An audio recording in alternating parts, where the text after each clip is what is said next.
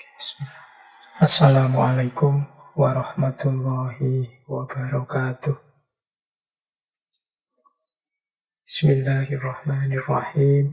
Alhamdulillahi rabbil alamin. Wa bihi nasta'inu ala umurid dunya waddin. Allahumma sholli wa sallim wa barik ala habibina wa syafi'ina Sayyidina wa maulana Muhammadin wa ala alihi wa ashabihi wa man tabi'ahum bi ihsanin ila yaumiddin. Amma ba'du. Bismillah teman-teman, mari kita lanjutkan lagi ngaji filsafat kita. Kita lanjutkan lagi belajar kita. Semoga teman-teman semua masih siap, masih kuat untuk istiqomah ngaji, nambah ilmu dengan segala cara dan jalan seperti biasa kita ngaji. Biasanya kalau sudah bersifat rutin itu nanti lama-lama muncul rasa bosan, muncul rasa jenuh. Kok ya gitu-gitu terus ngaji ini, kok ya nggak ada inovasi-inovasi apa variasi-variasi apa gitu loh. Mungkin sudah muncul rasa seperti itu. Itu diantara tantangan, makanya sering saya sebut, yuk istiqomah. Ya memang mungkin dalam ngaji kita ini ada banyak hal yang tidak cocok, tidak sesuai dengan seleranya teman-teman. Apalagi ini masih dalam format online. Kita tidak bisa ketemu langsung. Kita tidak bisa ngaji langsung offline. Jadi semakin banyak keterbatasan-keterbatasannya. Apalagi mungkin yang baru belum lama mengikuti ngaji filsafat ini, kemudian di kepalanya muncul banyak ideal-ideal, keinginan-keinginan yang ternyata tidak terpenuhi dari ngaji demi ngaji yang mungkin sudah beberapa kali diikutkan. Tapi ya memang seperti inilah ngaji yang kita jalankan setiap Rabu malam Kamis ini dengan segala kekurangannya. Termasuk yang mungkin banyak kecewa karena minta tema macam-macam, kok ya tidak diangkat-angkat. Ya karena memang waktunya ya terbatas, kita melakukan kajian seminggu sekali. Kemudian yang minta juga banyak, yang japri saya minta tema ini, tema itu juga banyak. Mungkin teman-teman menganggap saya itu ngerti semuanya, ngerti segalanya, sehingga segala macam tema dimintakan pada saya. Ya insya Allah, ini kita sambil pelan-pelan, mari kita belajar sedikit demi sedikit. Mungkin yang pesan banyak tema, ya pada saatnya insya Allah nanti terpenuhi pada saatnya. Atau mungkin sebenarnya bisa dicari, tidak harus di ngaji filsafat ini, di kajian-kajian yang lain. Hari ini kan banyak itu kajian-kajian, teman-teman bisa mencari sendiri. Kemudian mungkin juga lebih dahsyat daripada ngaji kita ini, apalagi dari sisi suara misalnya, saya itu ya karakter suaranya seperti ini, tidak meledak-ledak, tidak cepat, sehingga teman-teman segera dapat informasi. Ini ritmenya agak lambat, suaranya agak pelan. Ya ini memang karakternya seperti ini, jadi mohon dimaklumi saja. Ya, kalau tidak kuat ya tidak masalah, di pause atau di stop saja. Saya sering melihat teman-teman yang mengeluh, Pak suaranya kurang keras, Pak suaranya kurang cepat, dan lain sebagainya. Semoga perangkat teknologi teman-teman bisa canggih, sehingga kalau kurang kuat, kurang keras dikeraskan, kurang cepat dicepatkan sendiri. Semoga ngaji kita ini tidak malah jadi nambah-nambah dosa. Teman-teman malah menderita, teman-teman malah kecewa, teman-teman malah mengeluh, tidak puas, dan lain sebagainya. Kita nikmati saja bareng-bareng. Paling tidak jangan fokus pada saya, pada medianya, tapi lebih fokus pada ilmunya. Insya Allah nanti kalau kita memang ikhlas nawaitunya demi ilmu, meningkatkan kualitas diri kita masing-masing dalam rangka menuju Allah, ilaihi roji'un, insya Allah kita akan mendapatkan barokahnya ilmu, tidak sekedar manfaatnya. Baik teman-teman, ini malam hari ini kita ada di sesi yang terakhir untuk tema para raja dan para wali. Malam hari ini kita ketemu yang khas lagi, Kalau zaman di sesi awal kita ketemu dengan Khalifah Harun al-Rasyid yang sangat cinta dengan ilmu-ilmu dan sangat gemar melakukan kunjungan-kunjungan ke para wali, para sufi.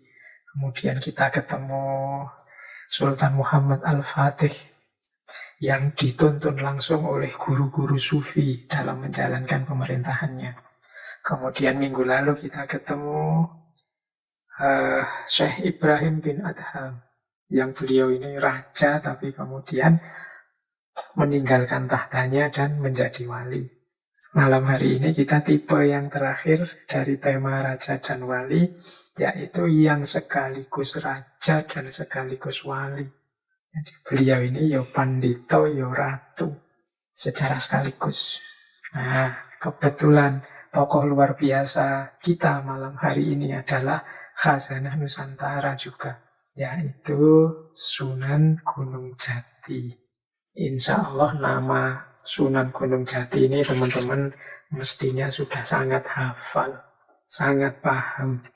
Bahkan mungkin nanti apa yang akan saya sampaikan sebagian besar teman-teman sudah tahu.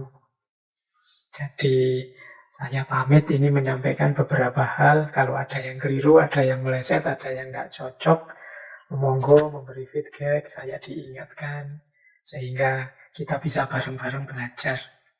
Apalagi ini tokoh dari kalangan kita sendiri tentunya, berarti nanti hikmah-hikmah yang kita ambil dari kehidupan beliau itu banyak relevansinya untuk hidup kita. Karena kalau bahasanya hermeneutik itu konteks historisnya itu ada di tempat kita sendiri, tidak lagi di luar. Kalau yang kemarin-kemarin mungkin wadahnya wadah di luar budaya kita, sehingga mungkin saja ada satu dua hal yang kurang relevan. Kurang relevan itu mungkin karena beda ruangnya atau beda waktunya. Nah, malam hari ini kita mungkin lebih bisa akrab karena berasal dari tokoh kita sendiri, panutan kita sendiri. Baik, kita mulai ya teman-teman. Mari disiapkan segala perangkat ubur ambenya untuk tahan mengikuti kajian ini. Semoga ya maksimal hanya 2 jam saja, tidak lebih. Saya selalu beban kalau lebih dari 2 jam itu kasihan wong teman-teman. Ngaji 2 jam itu kan ya perjuangan berat, mati-matian. Bisa tahan itu luar biasa sudah. Jadi, dan memang tidak ada yang maksa harus stay 2 jam. Kalau memang capek ya ditinggal saja, kapan-kapan dilanjutkan lagi, tidak masalah. Baik, mari kita mulai. Bismillah ya. Sunan Gunung Jati ini teman-teman pasti pernah dengar namanya, atau nama asli beliau Syarif Hidayatullah. Ini dua-duanya sudah jadi nama universitas ini. Kalau Sunan Kalijogo hanya ada Sunan Kalijogo, tapi kalau Sunan Gunung Jati ini ada Universitas Sunan Gunung Jati, UIN Bandung, dan ada Universitas Islam Syarif Hidayatullah UIN Jakarta. Dua-duanya UIN. Ini nama yang dipakai secara sekaligus untuk 2 universitas. Beliau ini merupakan salah seorang dari Wali Songo, putra dari seorang penguasa Mesir yang menikah dengan putri Sri Paduka Maharaja Prabu Siliwangi dari Kerajaan Pajajaran. Jadi memang ada ceritanya, kok bisa jauh ya Pajajaran bisa dapat suami dari Mesir. Jadi ini ceritanya ibu beliau ini yang namanya Roro Santang saat itu bersama kakaknya. Ini dua-duanya sama-sama putra Prabu Siliwangi. Kakaknya dikenal dengan nama Pangeran Walang Sungsang. Pangeran Walang Sungsang ini satu ketika bermimpi bertemu Rasulullah, bertemu Nabi Muhammad sampai 3 kali. Nah, mimpi ini membuat dia gelisah, kemudian minta izin pada ayahandanya untuk pamit berguru agama Islam. Jadi saat itu ada seorang syekh yang masyhur sekali, seorang dai namanya Syekh Datuk Kahfi. yang tinggalnya di Gunung Jati. Nah, ketika pamit pada ayahnya, tidak diizinkan oleh ayahnya. Akhirnya lari, karena saking inginnya berguru, belajar agama Islam. Lari dan adik beliau ikut. Dan sehingga kemudian keduanya berguru pada Syekh Datuk Kahfi. Kemudian nanti setelah tuntas berguru, ini nanti oleh gurunya diminta membuka hutan di daerah Gunung Jati di bagian selatan. Daerah yang dibuka ini nanti dikenal dengan nama Tegal Alang-Alang. Dan beliau, Pangeran Walang Sungsang ini menggunakan gelar Cakrabuana. Nah, Tegal Alang-Alang ini nantinya ketika sudah maju, itu karena punya pelabuhan-pelabuhan, di situ banyak berinteraksi dengan berbagai bangsa. Jadi terjadi percampuran dengan banyak bangsa. Karena banyak terjadi percampuran-percampuran ini, maka daerah itu nanti dikenal sebagai Caruban. Dan Caruban ini nanti lahir jadi satu kerajaan tersendiri, dikenal sebagai Caruban Nagari, yang hari ini kita kenal sebagai Cirebon. Cirebon itu karena mata pencaharian sebagian besar orang saat itu mencari udang. Nah, jadi dari mata pencaharian itu kemudian daerah situ dikenal sebagai Cirebon dan hari ini dikenal Cirebon. Nah, zaman itu merupakan satu negeri tersendiri yang dikenal sebagai Caruban Nagari, yang dipimpin oleh Pangeran Walang Sungsang dengan gelar Cakrabuana. Ini nanti ada hubungannya dengan kisahnya Sunan Gunung Jati. Nah, selama masa pendidikan dengan Syekh Datuk Kahfi ini, beliau berdua ini, kakak adik Pangeran Walang Sungsang dan Roro Santang ini diperintah oleh gurunya untuk naik haji. Waktu naik haji itulah mereka ketemu penguasa Mesir saat itu, namanya Sultan Abdullah. Sultan Abdullah ini kemudian tertarik pada Roro Santang, kemudian dilamar, diterima, menikah di sana. Nanti setelah menikah, nama beliau berganti menjadi Syarifah Mutaim. Ada cerita nantinya beliau berdua ini tinggal di Mesir sampai sekitar 3 tahun. Dan nanti melahirkan Syarif Hidayatullah, yang ini nanti kita kenal sebagai Sunan Gunung Jati. Dan seorang lagi adiknya namanya Syekh Syarif Nurullah. Jadi ceritanya seperti itu, mengapa kok dari Pajajaran ketemunya Mesir. Nah, nanti pada usia 20 tahun, Syarif Hidayatullah ini ditinggal ayahnya. Jadi ayahnya meninggal. Tapi Syarif Hidayatullah ini semangat belajarnya tinggi. Sehingga beliau ketika diminta untuk menggantikan ayahnya, tidak mau. Sehingga tahta diduduki oleh adik beliau.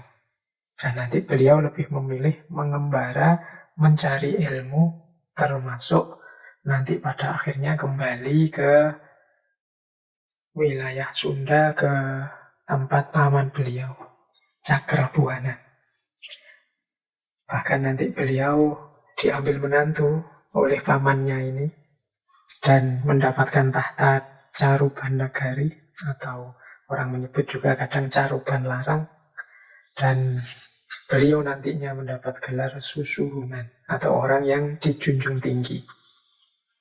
Sementara itu kakek beliau, Prabu Siliwangi, mengizinkan beliau berdakwah, mengizinkan beliau menyebarkan Islam. Meskipun Prabu Siliwanginya sendiri tidak mau masuk Islam. Dan kemudian dari situ dimulailah nanti perjuangan dan dakwah dari Syekh Syarif Hidayatullah yang kita kenal sebagai Sunan Gunung Jati. Oke. Itu dasarnya informasi biografis saja tentang Sunan Gunung Jati ini. Nanti ada beberapa kontroversi-kontroversi yang tentu saja tidak mungkin kita angkat di ngaji filsafat ini. Kontroversi-kontroversi itu biarlah yang ahli sejarah, ahli filologi menelusuri. Karena mereka yang lebih ahli, khususnya kontroversi tentang jalur keturunan beliau, silsilahnya, kemudian sosok beliau. Ini kadang-kadang ada yang rancu dengan nama Fathahillah. Jadi ada beberapa sejarawan yang menyebut Sunan Gunung Jati itu ya Fathahillah itu orang yang sama. Tapi ada yang bilang ya tidak, Sunan Gunung Jati dan Fathahillah itu orang yang berbeda. Kalau Fathahillah ini asalnya seorang panglima perang dari Pasai yang nama beliau adalah Fadulahan. Ketika Pasai dan Malaka direbut Portugis, ya terus beliau hijrah ke Jawa. Jadi memperkuat kekuatan armada kesultanan-kesultanan Islam Jawa, Demak, Cirebon, Banten, dan lain sebagainya. Dan beliau inilah nanti yang mampu menaklukkan Sunda Kelapa, sehingga namanya nanti diganti Jayakarta. Jadi orang yang berbeda meskipun saling bantu-membantu dalam perjuangan. Kemudian ada juga tentang silsilah. Ini ada yang bilang yo asal-usul beliau itu sebenarnya tidak, nenek moyang beliau itu tidak hanya dari Mesir. Tapi kalau ditarik-tarik ya bisa nyambung sampai Hadramaut. Jadi beliau ini masih, kalau ditarik silsilahnya ya tetap akan sampai pada Rasulullah. Nama Syarif di depan nama beliau itu kan memang indikasinya ke sana. Ini bisa dilihat misalnya di tulisan-tulisannya Sayyid Naqib Al-Attas, yang beliau ini memedomani naskah sejarah raja-raja Cirebon. Tapi yang kontroversi mungkin ini nanti jatahnya teman-teman ya, yang ahli sejarah, yang ahli filologi. Kita malam hari ini lebih pada hikmah-hikmah apa, pelajaran-pelajaran apa yang bisa kita ambil dari beliau Kanjeng Sunan Gunung Jati. Baik, kita mulai materi kita. Biar nggak terlalu banyak cerita-ceritanya, kita lebih banyak belajarnya. Ini kita awali dari gelar beliau ya. Beliau itu waktu memimpin Cirebon, gelar beliau ini adalah Ingkang Sinuhun Kanjeng Susuhunan Jati Purba Panetep Panatagama Aulia Allah Kutubiz Zaman Khalifatu Rasulillah Sallallahu Alaihi Wasallam. Nah, ini panjang sekali nih gelarnya. Ini mirip kalau di Jawa itu kan Sultan itu ya disebut juga Khalifatullah Tanah Jawa dan sekaligus Panotogomo. Jadi ini gabungan antara ya pendeta, ya ratu, ya ahli agama, ya raja. Jadi apalagi beliau Kanjeng Sunan Gunung Jati ini, beliau ini bahkan tidak hanya ahli agama, tapi seorang wali. Beliau ini ada di beberapa naskah disebut beliau ini makomnya adalah wali kutub. Kalau teman-teman merujuk ketika dulu membahas Ibnu Arabi, wali yang makomnya kutub ini dapat disebut sebagai penghulunya para wali. Wali yang sampai derajat ini di satu zaman jumlahnya hanya satu. Sehingga kalau ada wali kutub kok sekaligus waliul amri, raja sekaligus wali, yang walinya wali kutub, ini ya seolah-olah ini gabungan dari dua posisi raja. Raja duniawi dan raja ukhrawi. Rajanya wali dan juga rajanya kerajaan. Ini sampai di titik ini sebenarnya mulai terasa betapa istimewanya beliau Kanjeng Sunan Gunung Jati ini. Baik, kita mulai menelaah sisi-sisi hikmah dalam hidup beliau yang bisa kita ambil pelajaran. Sehingga setiap kali kita melakukan kajian ada sedikit gerakan naik meningkatnya kualitas diri kita. Seperti biasa, kita awali dari menggali karakter beliau. Dalam catatan saya, karakter beliau ini bisa kita sebut minimal ada 5 karakter yang luar biasa. Yang pertama, beliau ini saya sebut tadi ya, Pandito Ratu. Ya Pandito, ya Ratu. Bahkan tidak sekedar Pandito, tidak sekedar ahli agama, tapi beliau ini wali. Ya wali, ya raja. Ya kalau tentang wali ini kan mudahnya orang itu mengkategorikan wali itu dari banyak cerita-cerita tentang karomah beliau. Cerita-cerita tentang karomahnya Kanjeng Sunan Gunung Jati ini sangat banyak. Cerita-cerita seperti ini kan kita temukan di semua kisah para wali Songo. Jadi di berbagai sumber banyak diceritakan bagaimana kewalian Kanjeng Sunan Gunung Jati ini. Misalnya ini yang saya ingat ya. Ada cerita misalnya ketika beliau muda, waktu beliau akan berangkat untuk mencari ilmu, beliau ini oleh ibunya diberi bekal 100 dirham. Tapi saat beliau berangkat, di tengah jalan dicegat oleh para perampok yang ingin mengambil hartanya. Nah, Syekh Syarif Hidayatullah ini yang masih muda ini, kemudian karena dirampok dan orang yang makomnya sudah dekat dengan Allah itu kan biasanya memang tidak terlalu terikat oleh dunia apalagi harta. Jadi dirampok ya diberikan saja semua tadi bekal dari ibunya yang sekitar 100 dirham ini.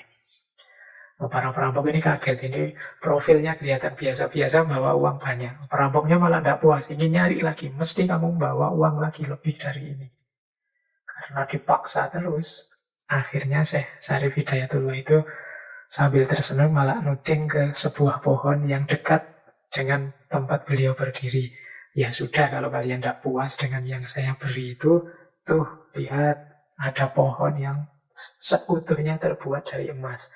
Ambil saja nanti bagi dengan teman-temanmu. Ternyata begitu ditunjuk pohon tadi, memang benar berubah menjadi emas. Tapi cerita selanjutnya tidak kemudian para perampok ini rebutan emas. Jadi mereka kemudian sadar dan akhirnya rela untuk masuk Islam. Jadi ini salah satu cerita karomah beliau. Ada juga misalnya kalau teman-teman membaca Serat Wali Sono. Di Serat Wali Sono itu ada cerita tentang karomahnya Sunan Gunung Jati. Satu ketika terjadi peperangan antara Demak dan Mojopahit. Ini kan Kanjeng Sunan Gunung Jati ini kan bagian dari Demak. Karena beliau anggota para wali yang memang mempromosikan berdirinya Demak.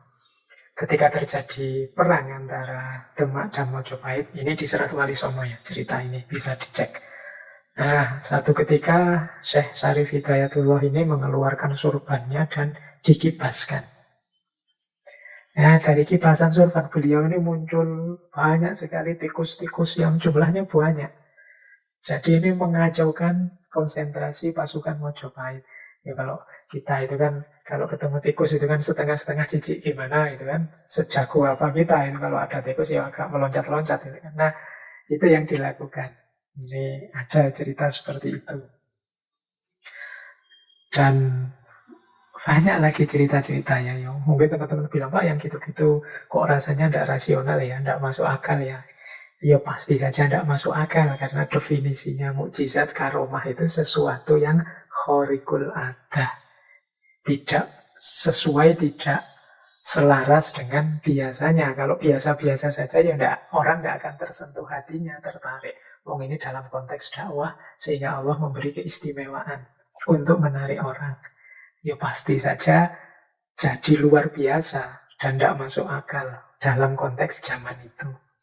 Seperti Nabi Musa tiba-tiba tongkatnya jadi ular, iya tidak masuk akal. Dari mana tongkat bisa jadi ular?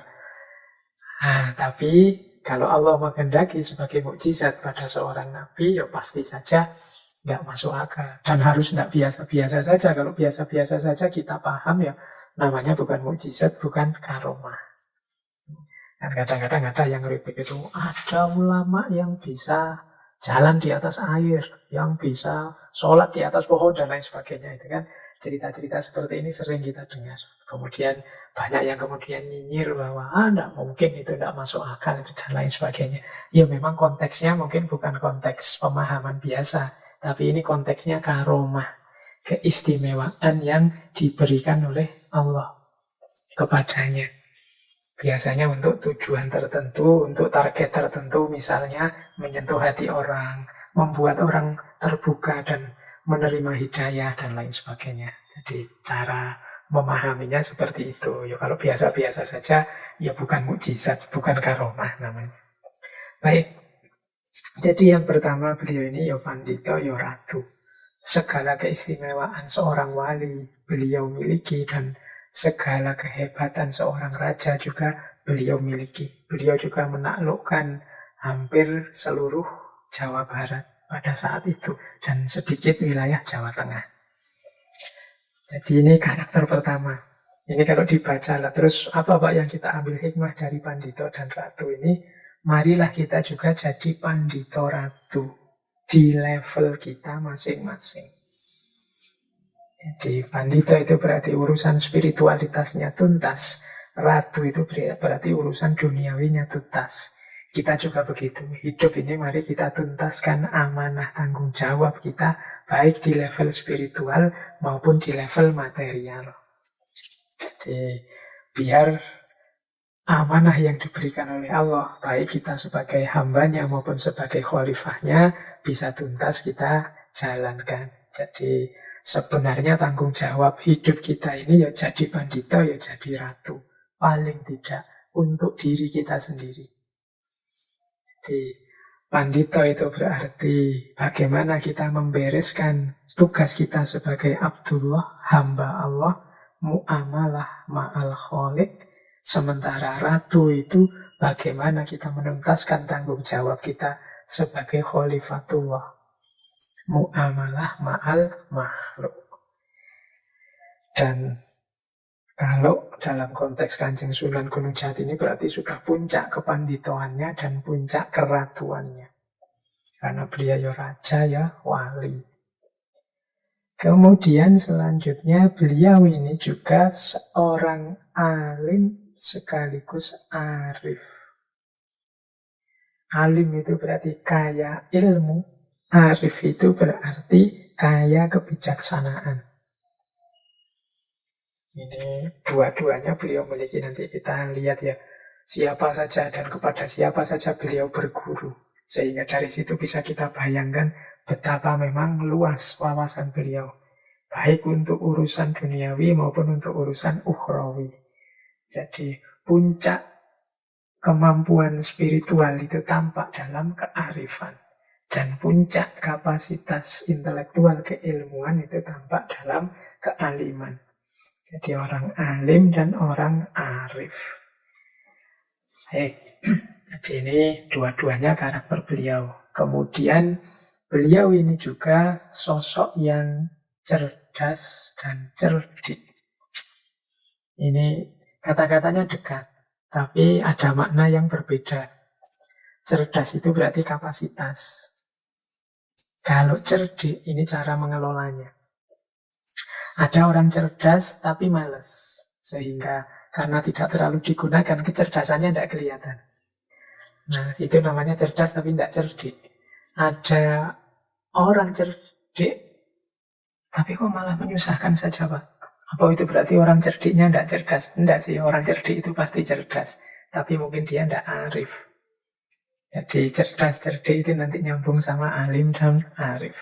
Jadi kecerdasan itu kapasitas. Kalau kecerdikan itu cara dia menerjemahkan kecerdasannya dalam hidup sehari-hari secara pas. Itu namanya cerdik. Misalnya orang cerdas itu paham, misalnya, wah saya ini tidak bisa kalau dipaksa bangun malam setiap hari. Tapi dengan akal budinya dia cerdik. Wah, meskipun saya tidak bisa bangun tengah malam kan harusnya bisa. Bangun di awal malam atau sebelum tidur sholat dulu. Ini cerdik. Jadi mencari solusi, mencari jalan keluar. Atau coba saya cari deh, siapa tahu ada amal-amal yang setara dengan bangun malam. Atau, jadi ini orang cerdik itu dia mampu mendaya gunakan kecerdasannya. Dan beliau, Kanjeng Sunan Gunung Jati ini ya cerdas, ya cerdik, ilmunya luas dan mampu menjalankannya. Dan luar biasanya dijalankan untuk hal-hal duniawi sekaligus hal-hal ukhrawi. Sehingga sukses dua-duanya, tuntas. Jadi ini karakter selanjutnya. Ya penting kita teladani. Saya yakin teman-teman yang aktif, rajin, mengikuti ngaji filsafat ini yo pasti orang-orang cerdas. Dan memang menurut saya tidak ada orang tidak cerdas. Semua orang pasti diberi anugerah Allah kapasitas berpikir kecerdasan.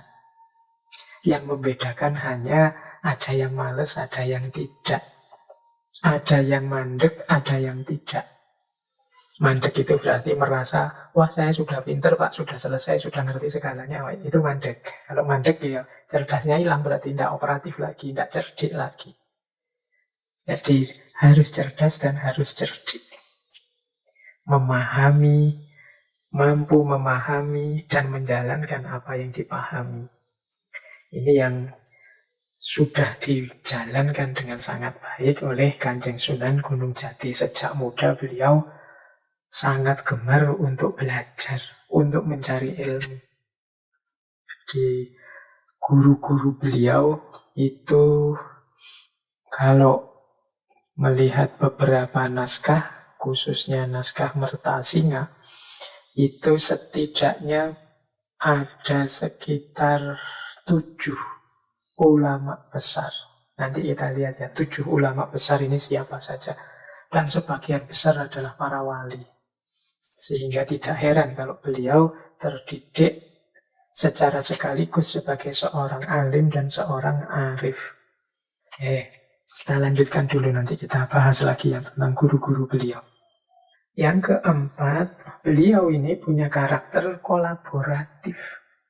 Kolaboratif itu maksudnya apa? Kesadaran bahwa aku tidak akan sukses, tujuanku tidak akan terpenuhi kalau aku menyendiri. Tidak mau bekerja sama dengan yang lain. Makanya beliau ini kemudian bergabung dengan para wali yang lain sebagai bagian dari Wali Songo. Kemudian bekerja sama dengan para penguasa lokal.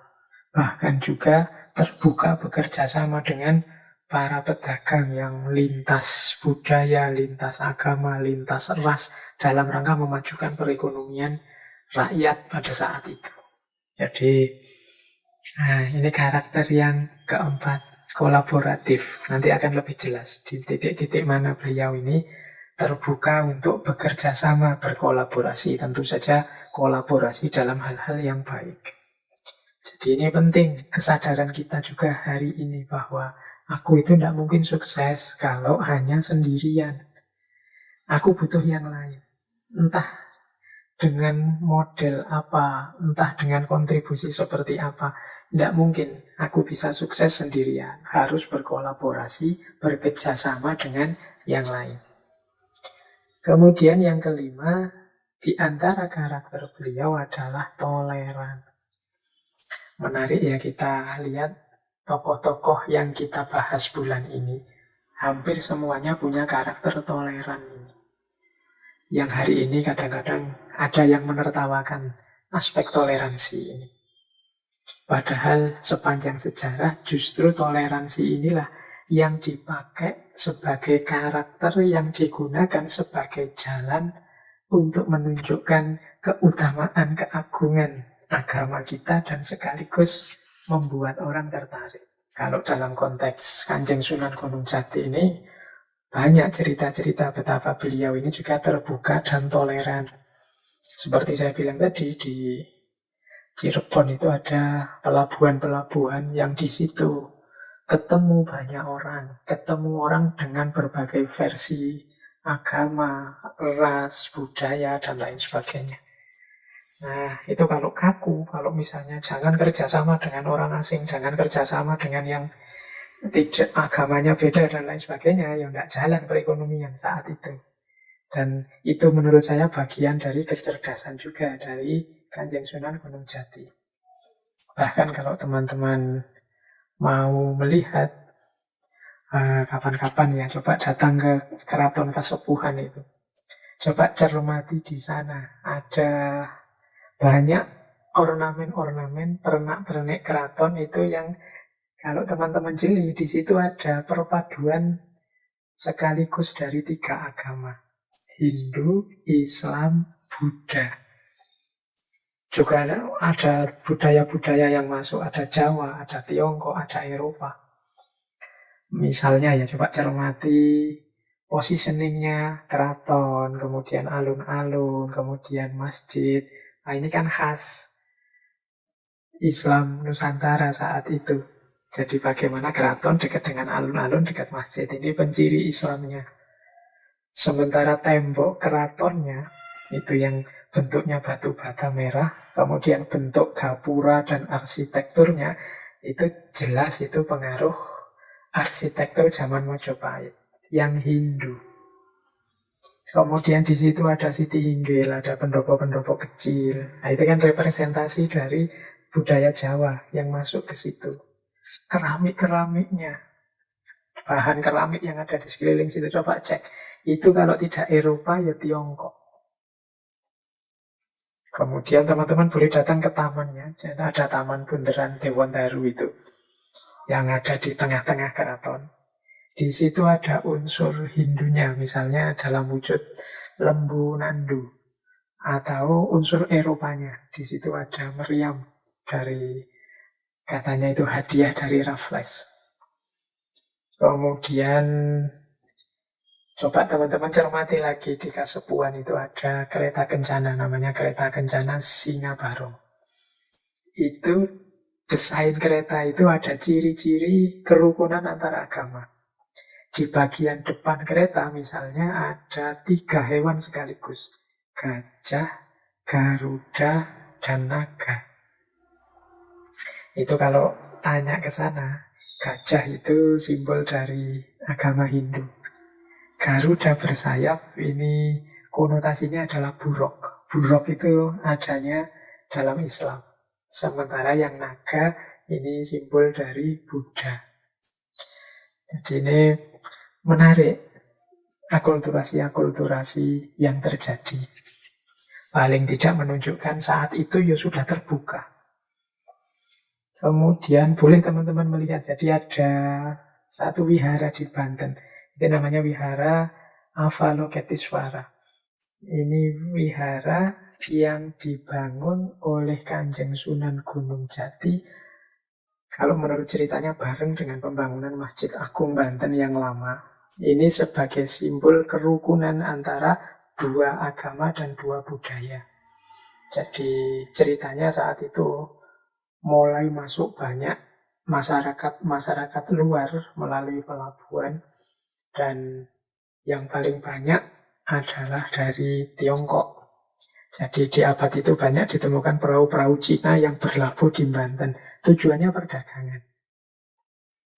Jadi ini bisa teman-teman lihat misalnya di buku tentang catatan sejarah dari Yang Peterson Kuhn itu. Di situ cerita banyak sekali perahu-perahu Cina yang datang, dan orang-orang Cina yang memang niatnya berdagang ke sana, dan dengan jumlah lebih dari 1.300-an kepala keluarga di situ.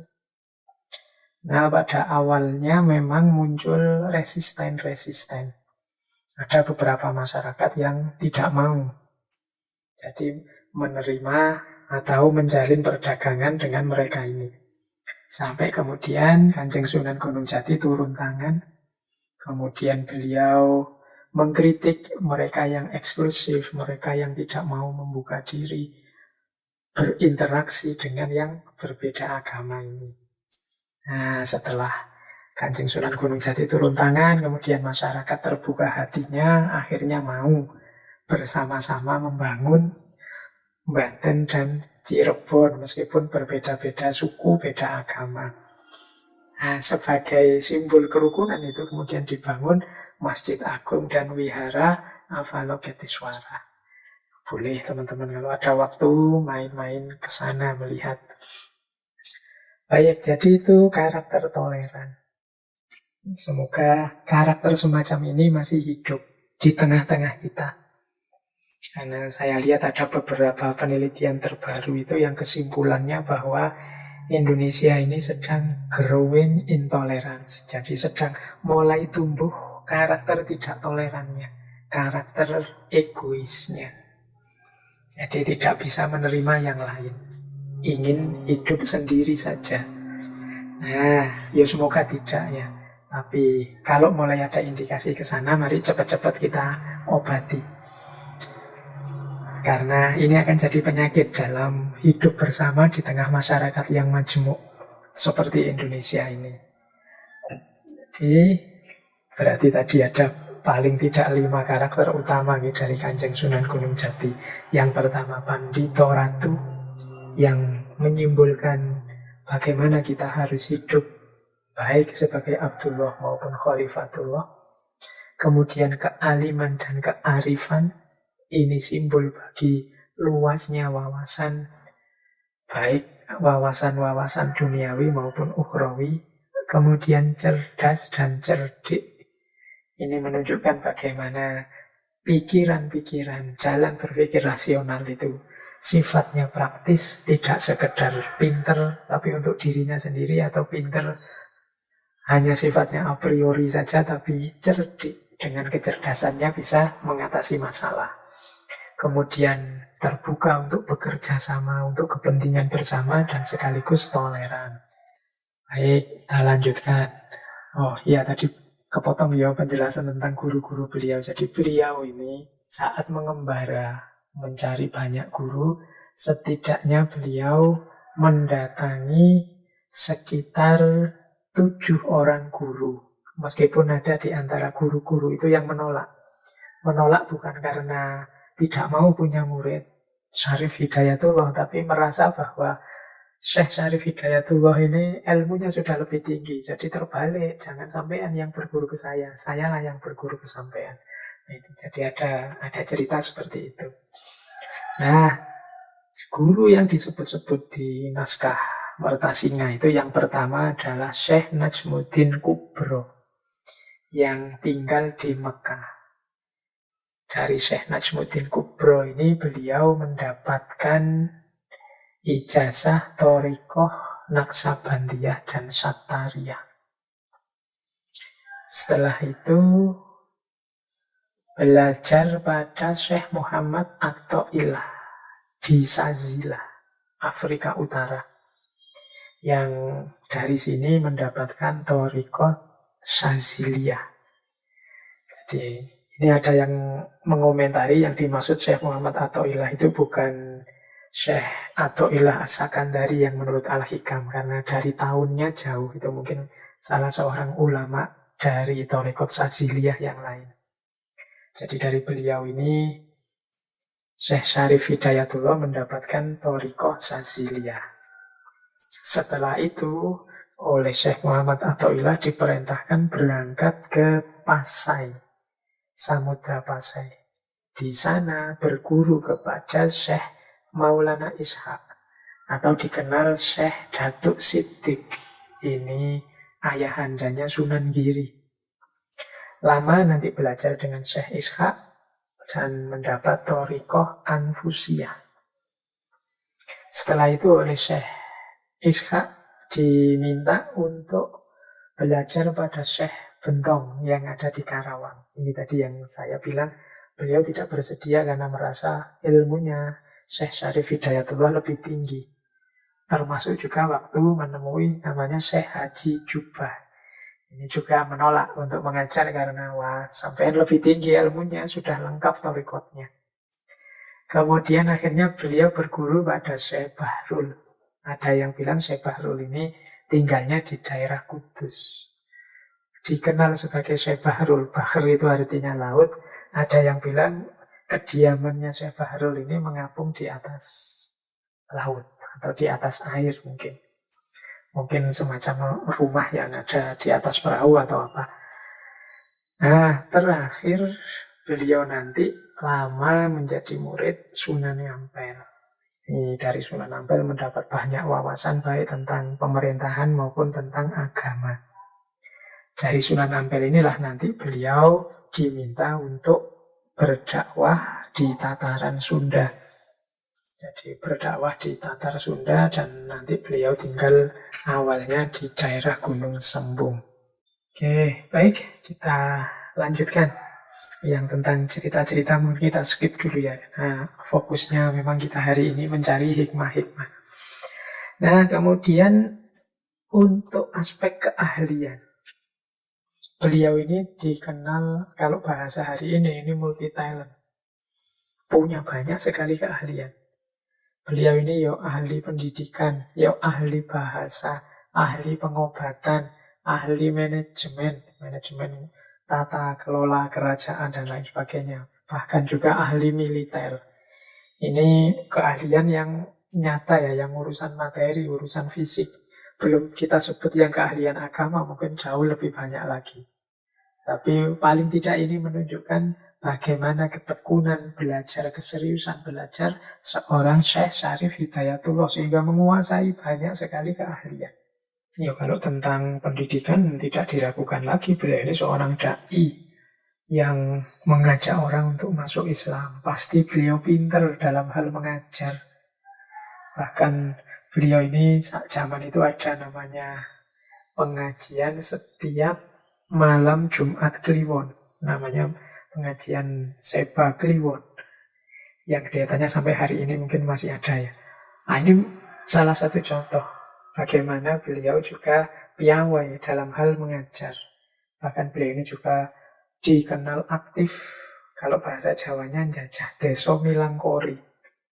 Jadi berdakwah dari pintu ke pintu, mengajari masyarakat, menaikkan kualitas keilmuan masyarakat. Apalagi kemudian didukung beliau ini ahli bahasa. Ada yang bilang beliau ini menguasai 99 bahasa.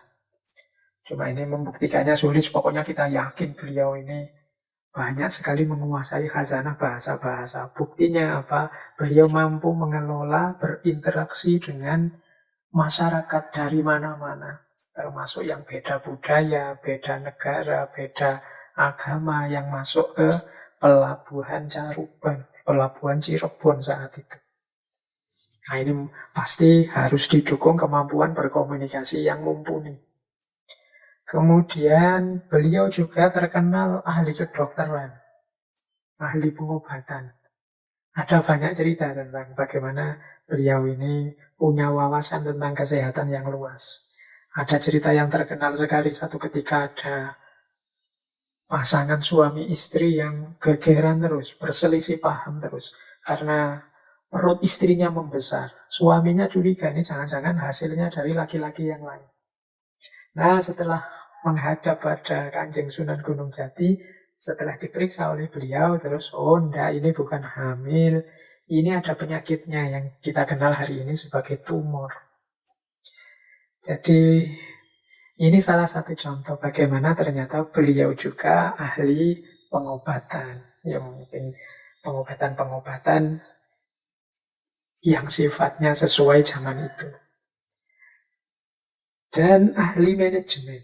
Kalau ini saya tidak menjelaskan ya, di manajemen yang seperti apa misalnya, tidak. Dilihat dari buktinya saja bagaimana beliau bisa mengelola dari sebuah wilayah biasa, wilayah kecil menjadi luas, yang menguasai hampir semua Jawa Barat dan sebagian Jawa Tengah. Itu pasti karena keahlian manajerial beliau dan juga pastinya keahlian militer beliau. Jadi beliau ini jadi tumpuan diskusi kalau di majelisnya Wali Songo, memberi pertimbangan berbagai hal, termasuk kepada Demak saat itu yang baru saja berdiri. Baik, itu keahliannya. Kemudian ya kalau untuk keahlian kita terjemahkan pada diri kita masing-masing, bahwa mari kita tambah sebanyak mungkin skill-skill, kemampuan-kemampuan. Baik yang formal maupun non formal. Kalau yang formal ya lewat sekolah-sekolah, kuliah, kursus. Yang non formal ya kita cari, kita kejar. Apa yang memang penting, apa yang memang perlu kita jadikan bekal hidup kita. Semakin banyak ilmu, wawasan, keahlian, semakin mantap kita menatap masa depan. Baik, kita lanjutkan biar nanti tidak berpanjang-panjang.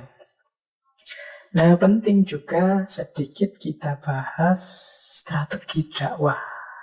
Nah, ini hampir semua wali songo punya strategi dakwah yang mirip-mirip, yaitu strategi dakwah yang tidak memaksa, strategi dakwah yang tidak keras, tapi melakukan pendekatan-pendekatan yang manusiawi. Ini keinget manusiawi ini penting ya. Kita itu sering punya ideal-ideal yang ingin kita terjemahkan dalam kehidupan nyata, tapi dalam proses mewujudkannya kita lupa aspek manusiawi ini. Entah pada diri kita sendiri maupun pada orang lain. Jadi Islam itu agama yang sangat manusiawi.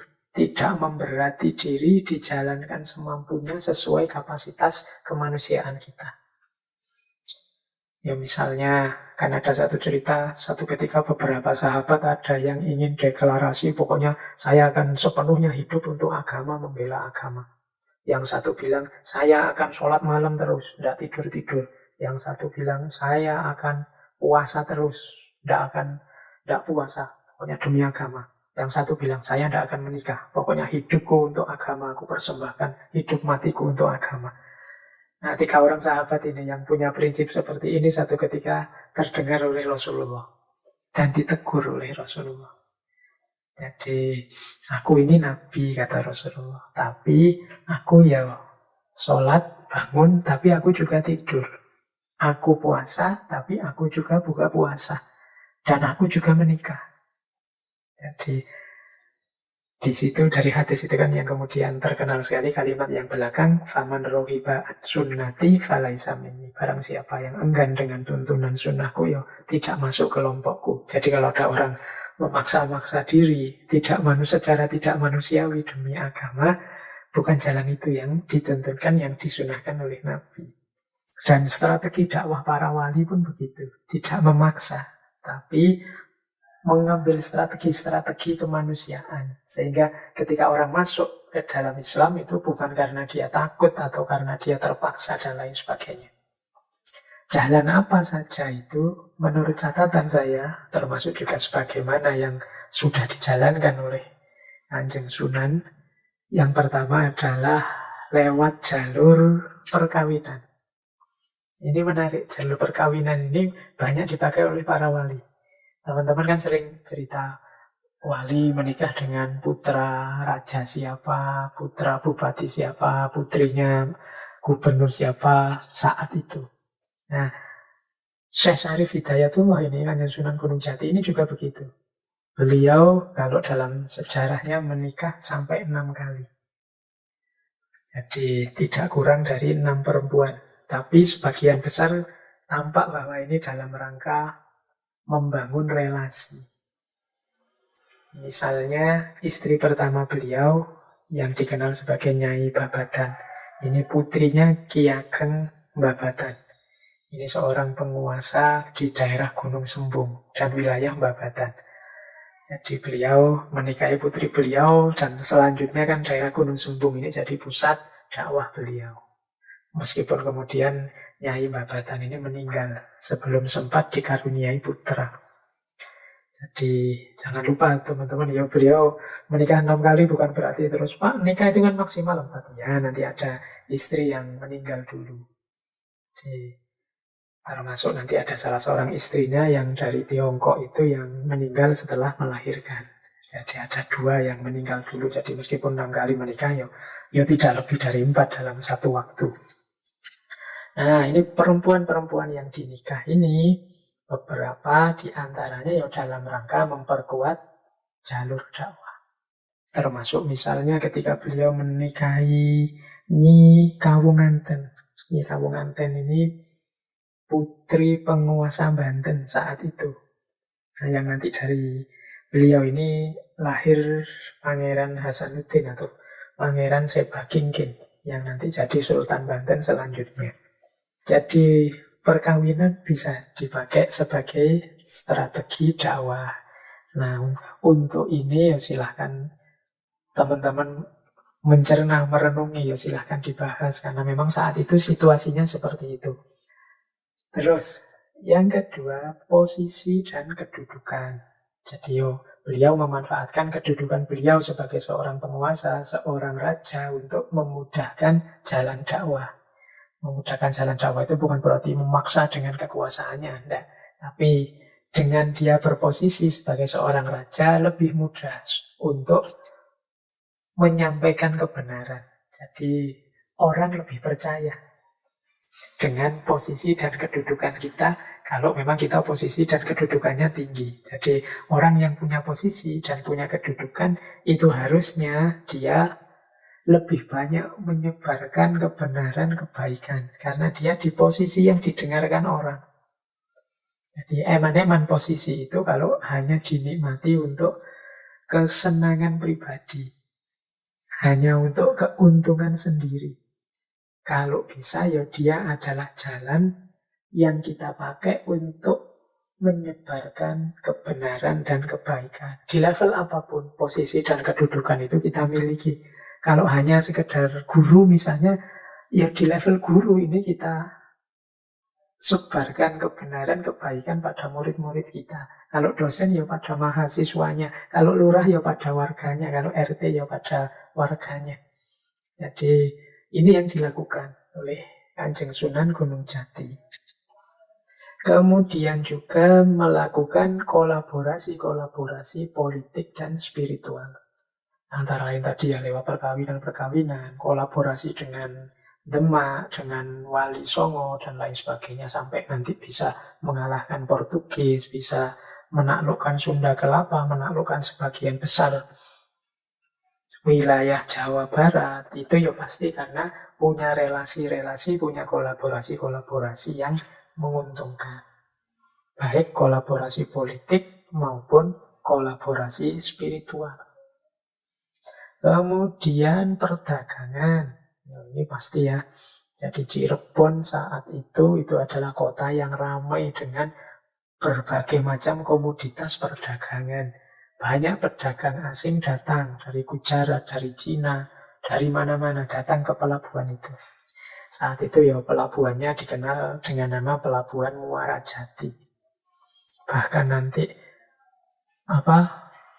jalinan ikatan dengan berbagai daerah mana-mana itu suatu ketika Kanjeng Sunan Gunung Jati pernah diundang sampai ke Cina dan menikah dengan salah seorang putri kaisar Cina yang dikenal dengan nama Putri Ong Tin, yang nanti setelah dinikahi berganti nama menjadi Nyi Ratu Roro Semanding.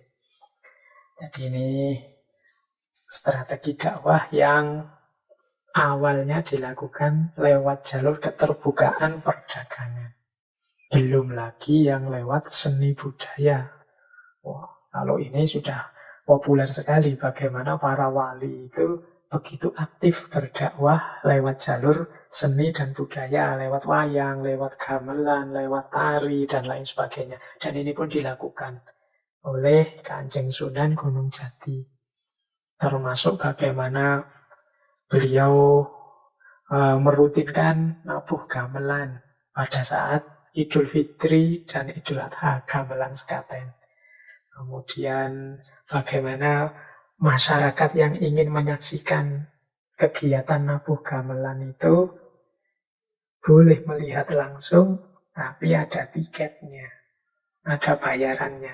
Nah, bayarannya bukan dengan uang, tapi bayarannya mengucapkan 2 kalimat syahadat dan lain sebagainya. Ini strategi-strategi dakwah yang dilakukan oleh para wali saat itu, termasuk dilakukan pula oleh Kanjeng Sunan Gunung Jati. Ini silahkan kalau tentang ini ya teman-teman gali cari, banyak sekali khazanah-khazanah, baik dalam bentuk benda-benda, dalam bentuk kegiatan-kegiatan budaya, dan lain sebagainya yang punya makna dalam aspek budaya dan nilai-nilai keislaman. Baik, jadi strategi-strategi dakwah seperti itulah yang dilakukan oleh Kanjeng Sunan Gunung Jati. Oke, nah sebenarnya yang saya sampaikan 1 jam lebih tadi itu niatnya hanya pengantar. Sebelum masuk ke materi hikmah yang sebenarnya. Ya tidak apa-apa, pengantar juga kita bisa dapat banyak pelajaran meskipun terbatas oleh waktu. Jadi infonya harus saya potong-potong, saya loncat-loncati. Wong waktunya rasanya masih terbatas meskipun bagi banyak teman mungkin ini sudah terlalu panjang. Apalagi pengantarnya sampai 1 jam lebih. Baik, ambil nafas sebentar. Setelah ini kita masuk ke wasiat-wasiat, petuah-petuah langsung dari Kanjeng Sunan Gunung Jati. Baik itu dalam bentuk wawakas maupun ipat-ipat. Wawakas itu perintah-perintah maupun larangan-larangan. Kadang orang menyebutnya sebagai petatah petitih. Ini semacam quotes, kata-kata mutiara yang banyak sekali dibahas, ditulis, dan dikaji tentang petatah petitih dari Kanjeng Sunan Gunung Jati ini. Malam hari ini mari kita coba ungkap beberapa petatah petitih, wawakas, dan ipat-ipat dari Kanjeng Sunan Gunung Jati. Oke, yuk kita ambil nafas sebentar. Kalau yang mau minum istirahat sebentar, silahkan. Sebelum kita lanjutkan ke quote-quote, kata-kata dan pesan-pesan, wasiat-wasiat dari Kanjeng Sunan Gunung Jati. Menarik yang disebut istilah petatah petitih ini, bentuknya hanya satu kalimat pendek. Jadi bukan quote-quote panjang, apalagi teori-teori panjang yang bertele-tele. Hanya satu kalimat untuk setiap pesan. Tapi mungkin karena yang menyampaikan beliau seorang wali kutub, meskipun satu kalimat itu rasanya meresap masuk ke dalam diri, dibandingkan harus membaca buku-buku tebal yang bertele-tele. Mungkin ini cocok dengan konsepnya ada seorang filosof, namanya adalah Ockham, William Ockham. William Ockham ini ahli logika dari Inggris abad ke-14. Beliau ini nanti teorinya dikenal sebagai reduksionisme metodologis. Dia punya prinsip hemat yang dikenal sebagai teori pisau atau pisaunya Ockham. Jadi dia ini menyatakan bahwa pandangan itu, gagasan dan penjelasan tentang sesuatu itu yang lebih tepat adalah yang lebih pendek dan lebih sederhana. Kalau ada penjelasan misalnya tentang sesuatu atau uraian tentang satu kebaikan misalnya, ini isinya sama sih, misalnya ada buku A sama buku B. Yang buku A itu panjang, lebar, bertele-tele. Sementara yang buku B ini pendek saja. Hanya 1-2 kalimat saja. Wah, ternyata yang pendek 1-2 kalimat ini kata Ockham, biasanya ini yang lebih benar dibandingkan yang bulat bertele-tele. Kita kan sering begitu. Kalau kita benar itu biasanya ngomongnya pendek. Ya atau tidak? Ya, tidak, dan sebagainya. Tapi begitu kita ada salah, itu biasanya kita bulat. Masih ada tapinya, ada namunnya, masih ada meskipun demikiannya, masih ada macam-macam panjang. Biasanya tambah bulat itu biasanya ya kemungkinan salah dibandingkan yang lebih singkat. Jadi yang asumsinya paling sedikit, mudahnya begitu. Nah, model petatah petitih ini juga begitu.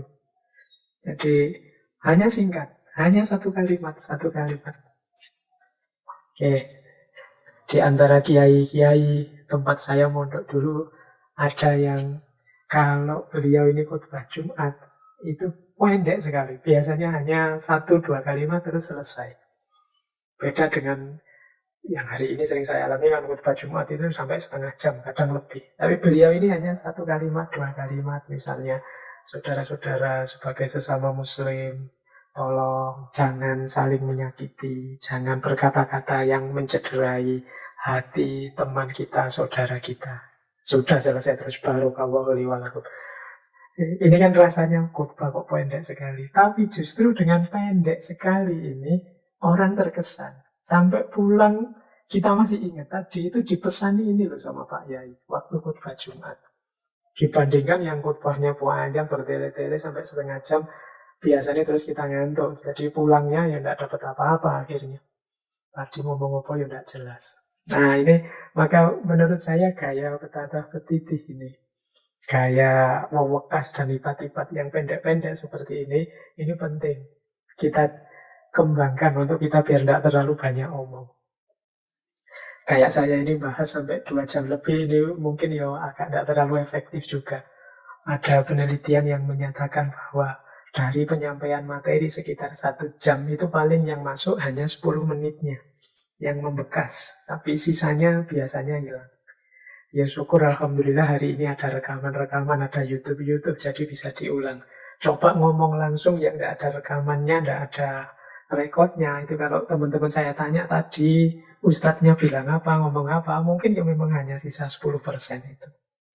Baik, sekarang saatnya kita mulai membahas petata petitih, wewekas, dan lipat-lipat ini. Ada banyak isinya, cuma ini saya ambil dari berbagai sumber yang mungkin urutannya tidak terlalu tertib, tapi memang bisa dipahami per kalimatnya. Ini beda-beda maksudnya. Jadi tiap poin itu ada maksudnya sendiri-sendiri. Kita mulai ya, yang pertama. Ini yang paling masyhur. Yang pertama ini ditulis di mana-mana kalau teman-teman nanti berkunjung ke makam Kanjeng Sunan Gunung Jati akan banyak melihat kalimat ini ditempelkan. Yaitu, ini sebelum saya baca ya, saya pamit dulu minta maaf ini pada teman-teman yang mungkin dari Cirebon atau dari Jawa Barat, atau mungkin juga teman-teman Jawa. Kalau saya tidak terlalu fasih, tidak tajwidnya juga masih kacau balau kalau membaca kalimat-kalimat dalam bahasa ini. Jadi, ya nanti saya baca apa adanya, semoga teman-teman maklum. Yang penting fokus pada maksudnya. Ini saya hanya ngutip saja dari berbagai sumber. Yang pertama, Insun titip tajuk lan fakir miskin. Ini kalau diterjemahkan dalam bahasa Indonesia, aku menitipkan tajuk. Tajuk itu musola, langgar, tempat sholat. Lan fakir miskin. Dan fakir miskin. Jadi ini biasanya disebut paling awal sebagai pesan dari Kanjeng Sunan Gunung Jati. Maksudnya beliau untuk urusan agama titip tajuk. Tolong ramaikan masjid, musola, langgar. Jadi mungkin ini maksudnya ya jangan sampai langgar, musola, tajuk itu sepi. Sepinya langgar, musola, masjid adalah salah satu indikator semangat dan gairah beragamanya orang-orang mulai susut, mulai surut. Ya kalau bisa bahkan masjid, musola itu tidak hanya jadi pusat peribadatan, tapi juga kalau mungkin jadi pusat intelektual, jadi pusat budaya, pusat pengembangan masyarakat, dan lain sebagainya.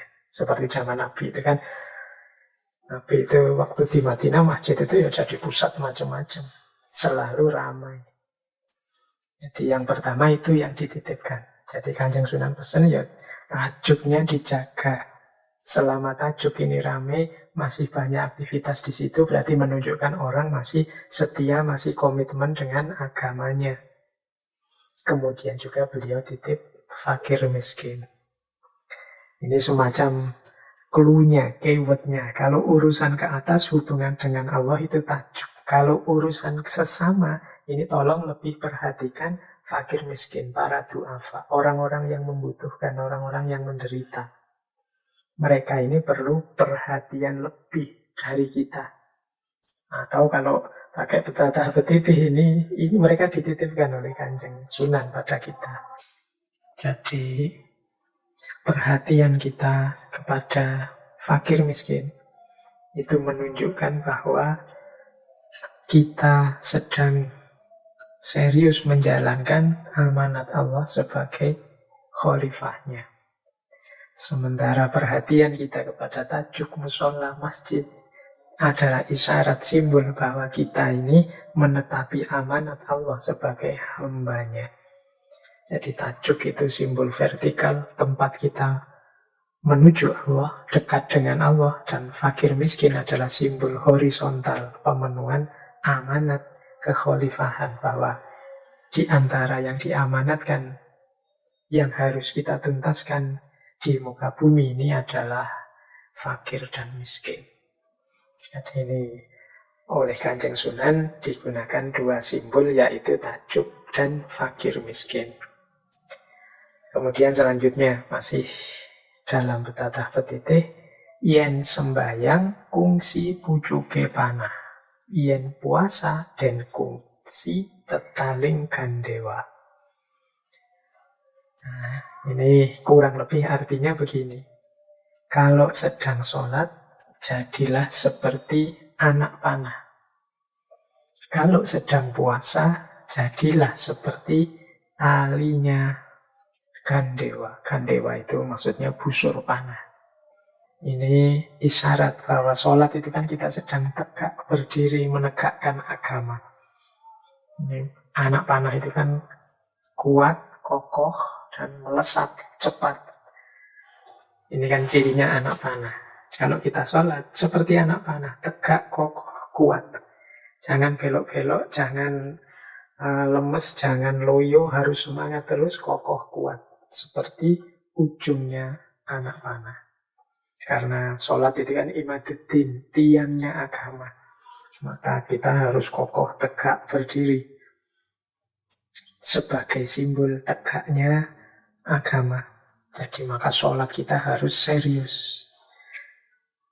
Lanjutannya, kalau kita puasa, kita seperti tali panah. Tali panah itu lentur, ditarik ke belakang, dipakai untuk mengarahkan anak panah. Maksudnya apa? Puasa itu kan rahasianya pengendalian diri. Simbol anak panah ini kan simbol keuletan dan pengendalian. Jadi semoga puasa itu membuahkan pengendalian diri. Jadi puasalah dengan cara seperti talinya busur panah, berarti puasalah dengan pengendalian diri yang kuat. Tidak makan, tidak minum, tapi tidak mampu mengendalikan diri, ya kehilangan makna dan rahasia puasa. Menjalankan sholat tapi suka-suka, sak seneng-senengnya sendiri, tidak peduli apakah sholatku ini berkualitas atau tidak, berarti sholatnya tidak serius, tidak tegak. Itu berarti bukan sholat yang seperti anak panah. Jadi sholatlah seperti anak panah dan puasalah seperti tali busur panah. Ini pesan paling dasar. Jadi setelah pesan tajuk dan fakir miskin, beliau juga pesan jangan lupa sholat, jangan lupa puasa. Tidak hanya itu, sekaligus kualitasnya. Sholat seperti ujung anak panah, seperti anak panah, dan puasa seperti tali busur panah. Kemudian selanjutnya ibadah kang tetap. Ibadah kang tetap itu berarti istiqomah lah. Ini pesan yang sering saya sampaikan ya, pesan istiqomah. Istiqomah itu berarti terus-menerus, apapun yang dirasakan tidak berhenti. Pak, saya kok belum merasakan indahnya sholat ya Pak, saya kok belum merasakan enaknya khusyuk, saya kok belum merasakan ikhlasnya berbagi dan lain sebagainya. Tidak masalah, jalan saja terus. Mungkin di antara godaan-godaan, ujian-ujian demi kesempurnaan amal kita itu perjuangan batin kita ini. Nah, semoga kita tidak kemudian berhenti, tapi terus jalan. Ibadah kan tetap. Apapun yang dirasakan, apapun yang terjadi, apapun hambatannya, mungkin dari hati kita sendiri atau dari pikiran kita sendiri, yang penting kita tahu bahwa itu amal kebaikan, jalan saja. Nah, itu makna ibadah kan tetap. Pak, saya kok ragu, jangan-jangan sholat saya ini hanya formalitas belaka. Jangan-jangan puasa saya ini hanya dapat lapar dan hausnya. Tidak apa-apa, lanjutkan puasa, lanjutkan sholat. Paling tidak sudah jelas bahwa puasa itu satu kebaikan, bahwa puasa itu satu kebenaran. Sholat juga begitu. Nanti pelan-pelan disempurnakan. Caranya bisa sempurna, ibadah kan tetap istiqomah. Kemudian ada lagi pesan, wedya ing Allah. Jadi takutlah kepada Allah. Ini kualitas yang kita semua sebenarnya sudah tahu bahwa orang Yang dekat dengan Allah itu cirinya antara lain takut kepada Allah. Orang yang takut kepada Allah itu pasti hidupnya terjaga. Orang yang sadar bahwa dia selalu diawasi oleh Allah. Karena tidak mungkin ada ruang, tidak mungkin ada waktu yang di situ Allah tidak awas, tidak ngerti tentang kita. Maka kualitas takut pada Allah ini penting untuk menumbuhkan kesadaran bahwa tidak mungkin di ruang apapun, di waktu apapun, Allah tidak ada dan tidak melihat perbuatanku. Jadi wedya ing Allah. Ini seolah-olah sangat sederhana, tapi melaksanakannya tidak sederhana. Boleh nanti ini kalimat ini ditulis besar-besar di kamarnya teman-teman itu. Kasih tulisan wedi ing Allah. Nah, jadi kalau tiba-tiba kok sendirian di kamar, kemudian pegang HP, ingin buka yang aneh-aneh, begitu nongak sedikit ada tulisan wedi ing Allah. Nah, terus nggak jadi, terus wah, ya ini salah dosa, Allah mesti melihat. Atau begitu ada orang maki-maki di medsos, kita panas ingin balas, begitu ingin balas ada tulisan wedi ing Allah. Nggak jadi sudah. Khawatir nanti Allah pasti tahu ini ternyata aku tidak ada beda dengan mereka. Mulutku dan mulut mereka sama-sama jeleknya. Ini bisa jadi rem rasa takut kita kepada Allah. Kemudian mana dan syukur ing Allah. Hati yang selalu bersyukur kepada Allah. Ini salah satu akhlak yang mulia, yang bisa jadi sumber kebahagiaan, bisa jadi sumber kenyamanan hidup kita, tapi sering kita lupakan, yaitu syukur. Kita itu lebih suka melihat hal-hal yang negatif dari apapun yang sedang kita alami. Bahkan sekiranya yang negatif itu padahal satu kenikmatan, tapi kita kadang-kadang lupa bersyukur karena melihat sisi negatifnya. Alhamdulillah sudah lulus, sudah wisuda. Lah tapi setelah wisuda ini mau apa? Akhirnya malah sedih. Mikir mau apa setelah wisuda itu membuat kita sedih. Terus lupa bahwa kita sudah dapat nikmat wisuda. Alhamdulillah sudah diberi kesembuhan oleh Allah dari sakitku ini. Tapi habis uang banyak ini. Saya tidak tahu nanti mengembalikan utangnya dari mana ini. Nah, kita lupa dengan nikmat kesehatan itu karena perhatian kita didistraksi, disibukkan oleh aspek negatifnya. Karena mungkin kemarin kita untuk berobat banyak utang kemana-mana. Nah, banyak kita setiap hari itu seperti ini. Sudah diberi nikmat yang luar biasa, kita ambil sudut negatifnya. Maka penting pesannya Kanjeng Sunan ini mana dan syukur ing Allah. Yuk hati kita dibiasakan untuk selalu bersyukur. Kita ini hidup dari detik per detik masih bisa menikmati apapun di dunia ini. Itu kan anugerah yang luar biasa dari Allah. Jantung kita masih berdetak, kita masih mampu bernafas, mengambil nafas dan mengeluarkan nafas. Dan itu pun sering kita lupakan sebagai satu anugerah dari Allah. Sehingga kita melupakan aspek syukur ini. Bayangkan kalau kita bisa ambil nafas saja. Begitu selesai ambil nafas, buang nafasnya tidak bisa. Atau sebaliknya, buang nafas bisa, ambilnya tidak bisa. Pasti innalillahi itu kan. Berarti sekedar bernafas saja itu nikmat yang luar biasa dari Allah. Tapi itu pun kita tidak pernah bersyukur, tidak pernah terima kasih kepada Allah. Kita selalu nuntut, selalu kecewa, selalu marah-marah, selalu tidak terima pada keputusan-keputusan Allah. Seolah-olah kesulitan sedikit yang kita rasakan sekarang itu menutupi 90% kenikmatan yang diberikan oleh Allah. Sehingga terus kita lupa dengan bersyukur. Maka Kanjeng Sunan wanti-wanti secara khusus, syukurlah kepada Allah. Kemudian kudu ngakehaken pertobat. Kudu ngakehaken pertobat itu harus memperbanyak tobat. Jadi tobat itu berarti kesadaran bahwa kita itu manusia Kita itu banyak salahnya, banyak kurangnya, sering khilaf. Meskipun kita sering juga tidak ngaku kalau kita salah dan kita khilaf. Maka ayo jangan berhenti bertobat. Bahkan yang tidak bersyukur tadi saja itu sebenarnya juga termasuk perilaku tidak tahu diri di hadapan Allah. Harusnya kita juga sudah bertobat pada Allah. Banyak perilaku-perilaku yang tidak kita sadari. Yang ini sebenarnya tidak pas, tidak cocok. Maka perbanyaklah bertobat. Kita sering kalau ada kesulitan menyalah-nyalahkan Allah. Kita sering kalau ada kenikmatan merasa bahwa itu karya kita, hasil kita. Nah ini kan juga perilaku yang harus kita tobati. Kita sering merasa lebih dari yang lain. Ini pun harus kita tobati. Kita sering menganggap bahwa kita ini orang yang lebih istimewa. Atau sebaliknya, ada yang minder menganggap bahwa kita ini tidak punya keistimewaan apa-apa. Seolah-olah Allah tidak memberi apa-apa pada kita. Dua-duanya harus kita tobati. Dan rasanya masih sangat banyak.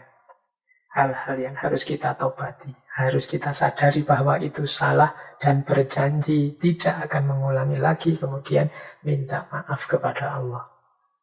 Jadi kudu ngakehaken bertobat. Setelah titik tajuk fakir miskin, sholat dan puasanya dijaga, istiqomah dalam ibadah, takutlah pada Allah, bersyukur dan bertobatlah. Nah ini pesan-pesan kunci. Hanya satu kalimat ternyata kalau dijelaskan ya panjang. Tapi paling tidak satu kalimat ini bisa menyadarkan kita. Ini kalau yang mengucapkan langsung Kanjeng Sunan di depan kita itu pasti lebih masuk, lebih meresap dalam diri kita. Karena faktor yang mengucapkan. Kalau yang mengucapkan hanya saya, mungkin kalian berhenti hanya pada tahu dan tidak tahu saja. Mungkin kalian ngomongnya sudah pernah Pak, wis tahu Pak, dan lain sebagainya. Ya kalau yang mengucapkan Kanjeng Sunan langsung pada kita, meskipun sudah pernah, tapi rasanya pasti beda. Lebih merasuk, lebih meresap. Oke, jadi petata petiti ini boleh nanti dibaca sendiri di kamar sambil merasakan bahwa ini pesan dari seorang wali kekasihnya Allah. Nah, baik. Kemudian kita lanjutkan ya, masih banyak petata petiti. Saya baca agak cepat. Ini bagian akhlak. Ini ada banyak prinsip-prinsip moral. Ini saya baca cepat ya. Singkirna sifat kang den wanti, duwena sifat kang wanti. Jauhi sifat yang tidak baik, milikilah sifat yang baik. Gegunem sifat kang pinuji, miliki sifat terpuji. Ajailok gawe bobat, jangan suka berbohong. Aja ilok ngicek rarohi ing wong, jangan suka menghina orang lain. Aja ngagungaken ing saliro, jangan mengagungkan diri sendiri. Aja ujub riya sum'ah takabur, jangan ujub riya sum'ah takabur. Aja duwe ati ngunek, jangan dendam. Ing panemu aja gawe tingkah. Bila engkau pandai, banyak gagasan, jangan sombong. Dan bisa mekeng ing nafsu, harus bisa menahan hawa nafsu. Angasana diri, harus bisa mawas diri. Ini prinsip-prinsip moral dasar. Masih sangat banyak pedoman-pedoman moral, tapi ini beberapa yang disampaikan oleh Kanjeng Sunan. Mari kita jadi orang yang baik, dan mari kita hindari sifat-sifat yang tidak baik dan tidak terpuji. Sebenarnya kita sudah tahu, makanya mungkin tidak perlu dijelaskan panjang lebar detail. Teman-teman sudah tahu ketika ada larangan-larangan seperti ini, sebenarnya kita akan mengangguk, iya memang nggak boleh yang itu. Hanya saja kita ini sering tidak peduli dalam penerapannya sehari-hari. Kita itu tahu kalau ditanya, apa kita tidak boleh sombong? Iya, kita memang tidak boleh sombong. Tapi apakah aku sombong atau tidak, itu kita jarang mengoreksi dan memeriksa diri kita sendiri. Apa aku bohong? Kita jarang masuk ke, jangan-jangan aku ini bohong. Kalau sudah punya kepentingan, itu kadang-kadang kita tidak peduli, ada bohongnya sedikit-sedikit tidak masalah. Yang penting kepentinganku tuntas. Ini yang saya maksud, ada jarak antara pengetahuan dengan kesadaran. Semoga setelah pesan-pesan dari Kanjeng Sunan ini kita tidak sekedar tahu, tapi juga sadar. Semoga kita jadi orang yang tidak suka bohong, tidak suka menghina orang lain. Kadang-kadang kita itu tidak sadar menghina orang lain. Ketika diingatkan, lah sana duluan ya Pak yang menghina, sana duluan yang memaki, yo saya harus balas memaki. Nah, ini namanya sudah tahu kalau menghina itu jelek, kok malah kita ikut dia yang sudah jelek itu. Berarti kita followernya dia maki-maki, kita maki-maki juga. Janganlah kita harus beda dengan dia yang menurut kita jelek, ya jangan ditiru. Jangan mengagungkan diri sendiri. Ini sebenarnya kita sudah tahu, sombong itu jelek, merasa besar itu jelek, takabur itu jelek. Tapi ya seringkali kita khilaf dalam hal ini. Kadang-kadang kita, saya sombong ini kan biar dia sadar Pak, bahwa bukan dia saja yang besar. Nah ini menurut saya masalah. Jadi untuk memadamkan api, jangan dengan api juga. Memadamkan api dengan air. Jadi jangan sampai kita salah membaca diri kita sendiri. Seolah-olah kalau orang lain sombong itu pasti salah.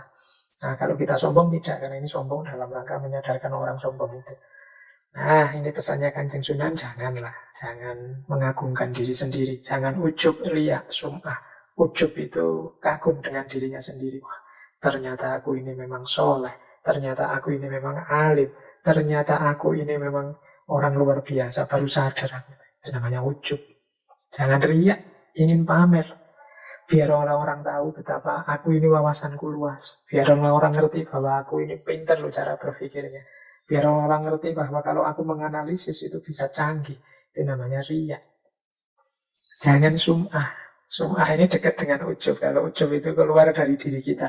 Kalau sum'ah itu kita senang kalau ada orang-orang muji kita, orang-orang mungkin mengungkap kebesaran kita. Wah, sampean ini memang orang luar biasa. Wah, sampean ini memang pointernya kalau menjelaskan itu kagum saya. Terus begitu ada teman bilang begitu, kita ikut, iya ya, aku itu memang hebat. Buktinya teman-teman ini ngakui semua. Itu namanya sum'ah. Nah, ini penyakit-penyakit hati yang dipesankan oleh Kanjeng Sunan. Semoga kita tidak ada di situ. Jangan dendam. Semoga kita bisa menahan hawa nafsu. Dan mari kita selalu mawas diri. Jadi mawas diri itu berarti pandangan kita lebih banyak terarah pada diri kita sendiri. Jadi seperti orang yang pegang kaca. Pegang kaca itu kan melihat dirinya sendiri lebih banyak. Jadi bukan seperti orang yang pegang senter. Kalau pegang senter melihat keluar ke sana. Kalau pegang kaca itu melihat dirinya sendiri ke dalam. Jadi kalau ada yang jelek-jelek, ada yang hitam, ada yang kotor dari wajah kita, kita tahu. Nah, itu namanya mawas diri. Semoga pegang senter kita tidak lebih banyak daripada pegang kacanya. Karena orang terlalu banyak pegang kaca itu biasanya mencari-cari salahnya yang lain-lain sampai lupa bahwa dirinya juga banyak salah. Oke, jadi itu petatah petitih bagian kedua. Saya tidak menjelaskan detail satu-satu karena pertimbangan waktunya. Kita lanjutkan kelompok petatah petitih yang ketiga. Kalau ini lebih konkret, kalau tadi lebih umum sifatnya. Kalau ini yang pertama, angadahno ing pepadu, jauhi pertengkaran. Kemudian yang kedua, pamburuban kang ora patut anulungi, yang salah tidak usah ditolong. Kemudian yang ketiga, kenangna hajate wong, kabulkan keinginan orang. Yang keempat, aja akeh kang den pamrih, jangan banyak mengharapkan pamrih. Yang kelima, aja ilok gawe kaniaya ing makhluk, jangan membuat aniaya kepada makhluk lain. Kemudian aja nyidra janjimu barang, jangan mengingkari janji. Kemudian aja ilok ngamat kang durung yakin, Jangan suka mencela sesuatu yang belum terbukti kebenarannya. Jadi ini beberapa pesan lagi dari Kanjeng Sunan berhubungan dengan moralitas akhlak kita kepada sesama. Yang pertama, mari kita jauhi pertengkaran. Hidup ini memang kadang-kadang kita berhadapan dengan perbedaan-perbedaan prinsip, perbedaan-perbedaan pandangan, perbedaan-perbedaan perspektif, tapi semoga tidak berbuah pertengkaran. Karena kalau sudah jadi pertengkaran itu biasanya yang rugi semuanya. Urung menemukan kebenaran, gagal menetapkan siapa yang lebih benar, pada akhirnya hanya ketemu dengan ruginya, pecahnya persahabatan. Kita kehilangan teman. Jadi, mari kita jauhi pertengkaran. Jangan sampai kita kehilangan teman. Kehilangan teman itu tidak sederhana loh. Saya bilang tadi, hidup ini selalu butuh dukungan orang lain. Kalau kita kehilangan banyak teman, itu nama lainnya adalah kita kehilangan banyak dukungan. Berarti nanti ada banyak aspek hidup yang tidak bisa segera tuntas karena tidak ada dukungan orang lain. Maka mari jauhi pertengkaran. Kemudian yang kedua, ini prinsipnya menarik. Yang salah tidak usah ditolong. Jadi ini sebenarnya prinsip keberpihakan. Betapapun kita tetap harus berpihak pada yang benar dan yang baik. Jangan sampai kita berpihak pada yang salah. Meskipun itu saudara kita, meskipun itu teman dekat sahabat kita, meskipun itu orang yang banyak jasanya pada kita. Tetap prinsipnya yang salah tidak usah ditolong. Jadi salah ya dibilang salah. Orang salah itu biasanya harus siap dengan konsekuensi dari kesalahan yang dia lakukan. Mungkin hukuman, mungkin kesulitan-kesulitan, ya sudah itu sewajarnya orang salah. Jangan sampai kita berpihak pada yang salah atau membela yang salah. Meskipun yang salah itu orang-orang dekat, teman kita, dan lain sebagainya. Kemudian kenangna hajati wong, kabulkan keinginan orang. Semampu kita, mari kita saling membantu. Kalau kita bisa menolong kesulitan saudara kita, yuk ditolong. Tidak usah terlalu banyak pertimbangan lagi. Selama masih dalam kemampuan kuasa kita menolong, menolonglah. Dan jangan banyak pamrih. Karena mungkin seringkali kita ini kalau menolong orang itu selalu perhitungan, nanti saya dapat apa. Termasuk menunggu ucapan terima kasih itu menurut saya ya jenis pamrih. Dia terima kasih ya alhamdulillah, dia tidak terima kasih juga tidak masalah. Karena memang saya melakukan ini bukan karena ingin diterima kasih atau ingin dibalas jasa, tidak. Saya melakukan ini karena ini sesuatu yang baik yang diperintahkan oleh Allah. Itu saja. Tidak usah pamrih macam-macam. Karena biasanya kalau amal baik itu ditambahi pamrih-pamrih, hasilnya bisa kecewa-kecewa. Kemudian kalau kita sudah kecewa-kecewa dengan kebaikan yang kita lakukan, akhirnya kita tidak terlalu gairah, tidak terlalu semangat lagi melakukan kebaikan. Jadi terus enggan. Misalnya kita sodako, terus tadi kita berharap, saya sodako ini, di antara harapan kita, semoga dia juga tahu diri lah, tak bantu gini, ya terima kasih lah paling tidak. Ternyata dia tidak terima kasih. Itu kan kita kecewa terusan. Kita nunggu-nunggu diterima kasih, terima kasihnya tidak muncul-muncul. Akhirnya kan kita di babak selanjutnya justru kehilangan kebaikan, karena kita terus males sodako-sodako. Banyak orang yang tidak tahu diri, tidak mau terima kasih. Akhirnya kita yang kehilangan kebaikan kita. Kita kehilangan hal-hal baik dalam hidup kita. Karena diawali kita sendiri matok pamrih-pamrih. Maka yuk kalau bisa kita lakukan kebaikan dengan sesedikit mungkin pamrih lah. Kalau memang apa bisa Pak tidak ada pamrih, yuk sekecil mungkin. Atau tidak usah bergantung lah pada pamrih-pamrih. Jadi dia terima kasih ya syukur, alhamdulillah. Tidak terima kasih juga tidak apa-apa. Nah ini berarti tidak tergantung. Tapi kalau kita punya prinsip, ya orang habis diberi ya harus terima kasih, ya mungkin kita nanti akan jatuh pada kekecewaan demi kekecewaan. Bukan masalah kecewanya, tapi karena selanjutnya mungkin kita tidak lagi terlalu percaya dengan kebaikan. Kalau sudah tidak terlalu percaya, akhirnya kita tidak menjalankan kebaikan lagi. Dan pada akhirnya yang banyak rugi justru kita sendiri. Kemudian jangan menganiaya makhluk yang lain, ini pasti ya. Jangan mengingkari janji. Dan yang selanjutnya, jangan suka mencela sesuatu yang belum terbukti kebenarannya. Ini yang terakhir ini seolah-olah pesan pada kita hari ini. Aja ilok ngamat kang durung yakin.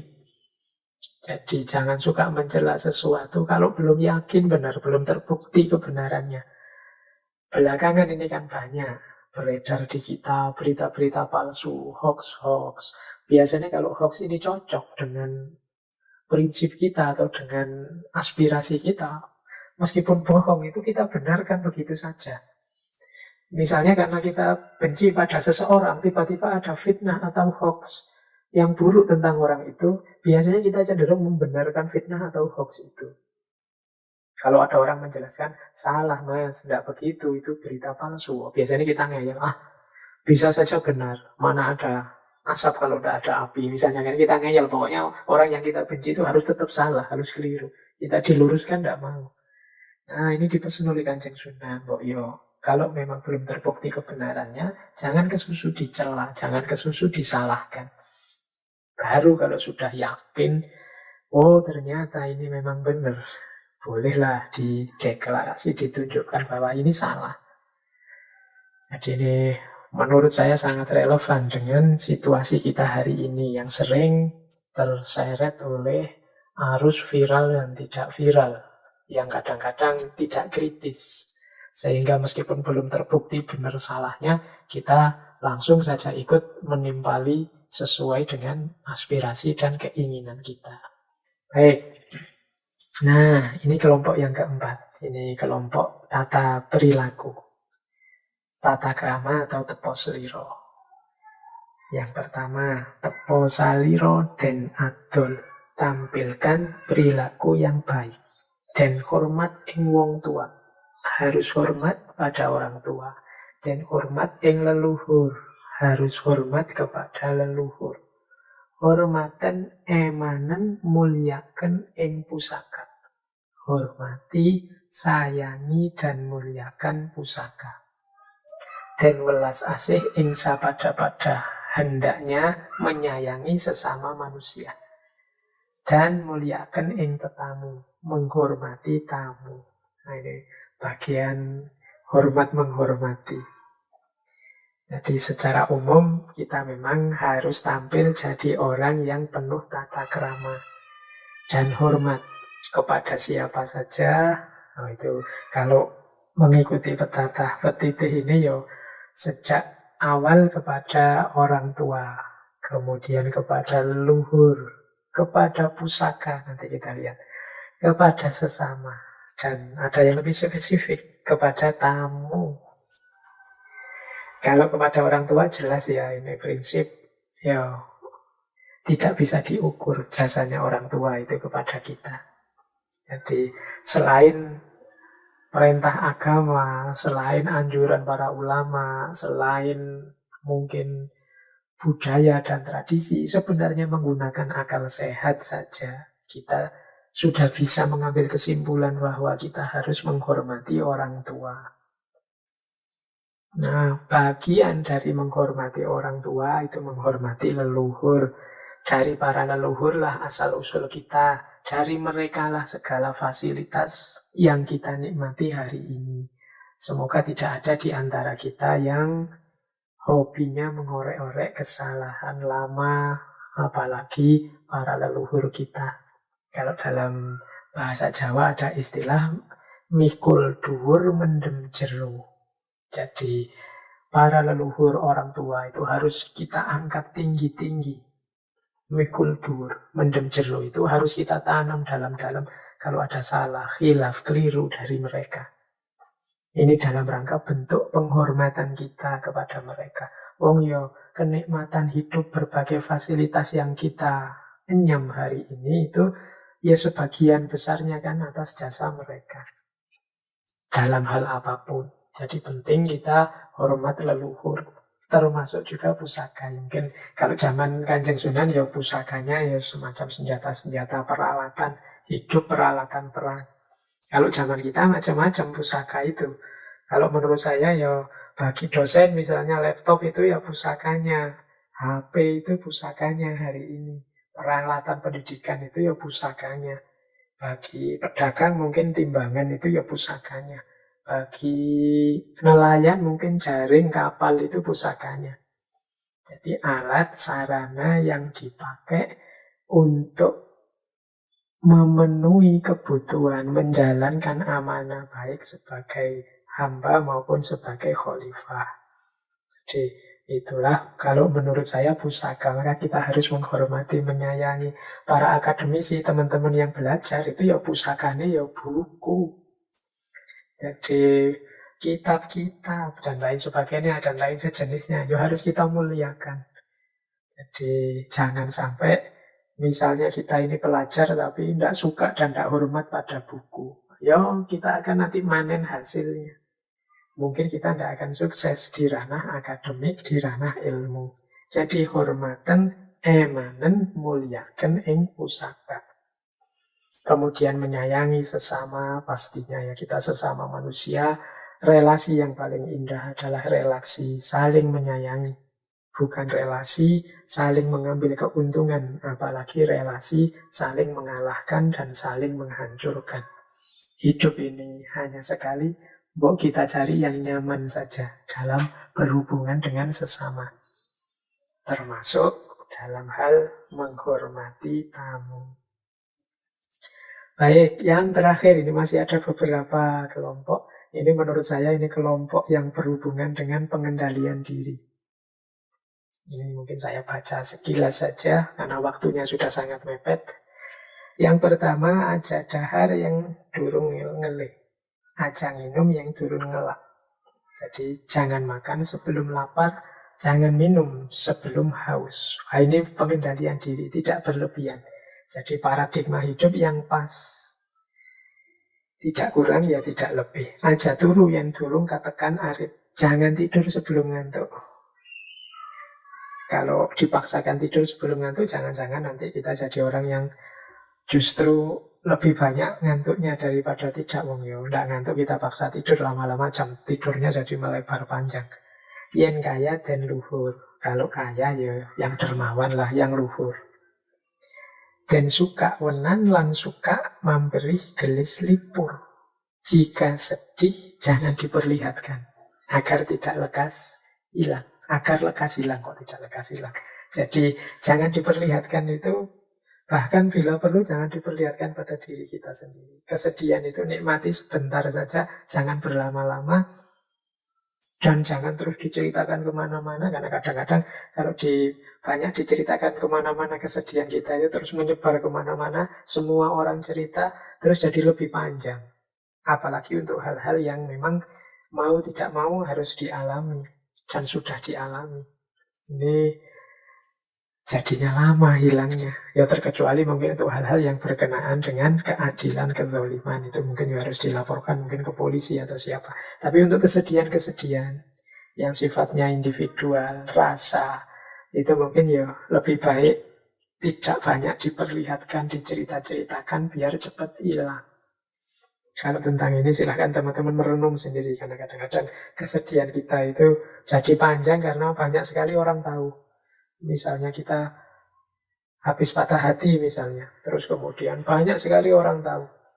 Apalagi kita sendiri juga cerita-cerita, oh, pacarku ini kurang ajar, pacarku ini, dan seterusnya. Akhirnya banyak orang tahu. Sehingga setiap kali orang ketemu kita, dia selalu bertanya tentang itu. Masalahnya jadi panjang lagi. Gimana yang dulu? Masih sedih nggak sekarang? Masih ingat nggak? Masih terbayang-bayang nggak? Akhirnya terus lama.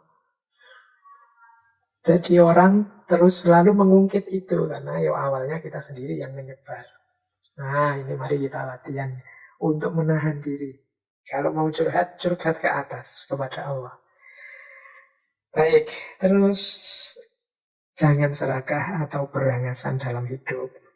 Jadi hidup itu harus qanaah. kita terima apapun jatah yang diberikan oleh Allah setelah memang awalnya kita mulai dengan ikhtiar. Dan jangan berangasan. Berangasan itu kemerungsung. Ingin segera sukses sebanyak-banyaknya. Sehingga tidak sabar mengikuti proses-proses yang harus dijalani. Kemudian goletana rezeki sing halal, cari rezeki yang halal. Dan yang terakhir, aja ngaji kejayan kang Allah. Jangan belajar untuk kepentingan yang tidak benar. Jadi aja ngaji kejayan kang Allah. Baik, itu pesan yang terakhir. Jangan belajar untuk kepentingan yang tidak benar. Ya, menyakiti orang itu kan tidak benar. Maka tidak perlu kita belajar cara menyakiti orang. Membuat orang marah itu tidak baik. Tidak perlu kita belajar itu. Gimana caranya membuat orang sakit hati? Tidak perlulah kita belajar itu. Ilmu-ilmu yang menyakiti orang, menyusahkan orang. Gimana caranya bisa membobol akunnya, itu semua yang menyusahkan orang. Tidak perlulah kita belajar. Tidak tahu lebih baik. Jadi ini bagian khas dari dunia ilmu yang jarang disinggung orang. Biasanya orang itu kan, mari kita tahu lebih banyak, mari kita lebih tahu. Tapi sebenarnya ada bagian kecil dari dunia ilmu itu yang tidak tahu itu lebih baik. Ya seperti tadi, saya tidak tahu cara menyakiti orang itu seperti apa. Saya tidak tahu cara balas dendam yang efektif itu bagaimana. Saya tidak tahu cara membuat orang kecewa, mengingkari janji itu seperti apa. Itu kan tidak tahu, tapi lebih baik. Baik teman-teman, kelihatannya waktunya sudah sampai 2 jam, malah lebih sedikit, mohon maaf. Ini saya tidak bisa menjelaskan lebih jauh, lebih panjang karena ada keterbatasan waktu. Sekali lagi saya mohon maaf. Saya yakin dengan pasti bahwa ejaan saya, tajwid saya membaca naskah-naskah ini banyak yang keliru. Wong yo memang saya bukan orang sana. Tapi semoga makna dan pengertiannya bisa ditangkap. Ya kapan-kapan nanti kalau ada waktu saya mau belajar tentang cara membaca tajwid teman-teman Cirebon ini yang lebih pas. Baik, kurang lebihnya mohon maaf. Wallahul muwaffiq, wallahu a'lam bishawab. Wassalamualaikum.